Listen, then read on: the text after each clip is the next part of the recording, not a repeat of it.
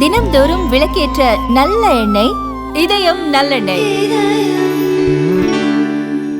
தொழில்நுட்பம் சார்ந்த உலகில் தகவல் தொடர்பு மிக முக்கிய பங்காற்றுகிறது எனவும் அதனை வெளியுறவுத்துறையில் சிறப்பாக பயன்படுத்த வேண்டும் எனவும் IFS பயிற்சி அதிகாரிகளுக்கு பிரதமர் நரேந்திர மோடி அறிவுறுத்தினார்.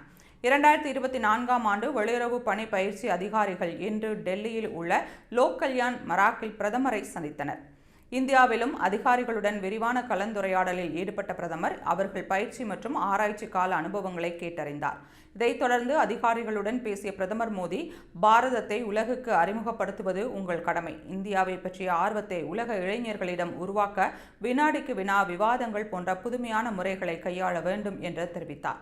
மேலும் தொழில்நுட்ப வளர்ச்சி அதிகம் கொண்டுள்ள இன்றைய உலகில் தகவல் தொடர்பை பயனுள்ள கருவியாக மாற்றுவது முக்கியம் என்றும் குறிப்பிட்டுள்ளார். தூதரகங்கள் நடத்தும் சமூக வலைதள பக்கங்கள் இந்தியா புலம்பெயர்ந்தோருடன் உறவுகளை வலுப்படுத்தும் வழியாக இருக்கும் என்றும் அவற்றை மேலும் மேம்படுத்த பயிற்சி அதிகாரிகள் ஆராய்ச்சி செய்ய வேண்டும் என்றும் வலியுறுத்தினார்.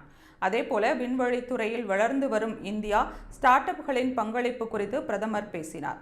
வெளிநாடுகளில் உள்ள வாய்ப்புகளை இந்தியா ஆராய்ந்து அவற்றை பயன்படுத்தி உலக விண்வெளித்துறையில் முக்கிய இடத்தை பிடிக்க இந்தியாவிற்கு ஆற்றல் உள்ளது என்று தெரிவித்துள்ளார்.